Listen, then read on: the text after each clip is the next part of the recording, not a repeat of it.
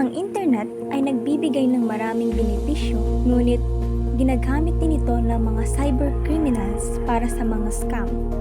Panlilinlang gamit ang mga peke na email, text o website na nangunguha ng personal na datos para sa identity theft o financial fraud. Ha? May email ako nagsasabing na suspend ang Gcash ko. Sabi dito, kailangan ko lang i-click ang link at ilagay ang number ng Gcash at OTP code ko. Oops, mag-ingat ka. Huwag basta-basta magtitiwala sa mga email na iyong natatanggap. Yan ang phishing scam.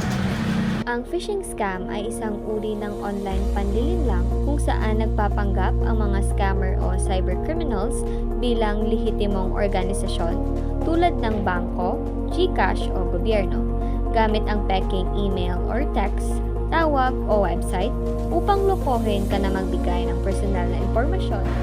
Uy, iPhone 15? 10K lang? Perfect deal. Bibili ako nito. Yan ang online auction scam.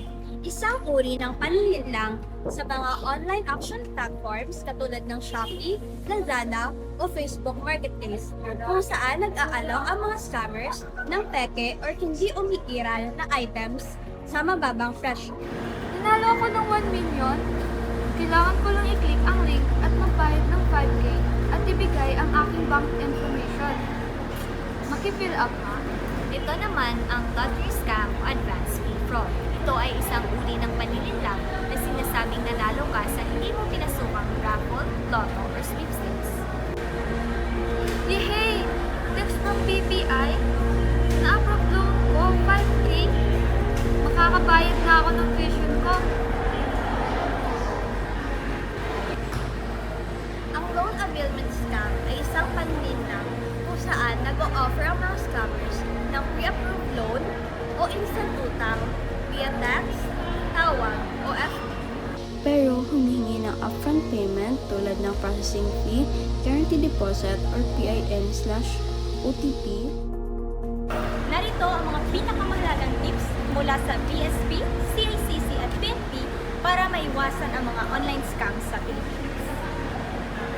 Susunod, kapag may nakita kang kahinang-hinalang na link, huwag mo basta-basta mayutin. Tandaan, sa mundo ng internet, naglalagay ng lambat ang mga scammer para sa kanilang mga biktima. Huwag magpaloko, maging mapanuri at ingatan ang iyong digital na buhay.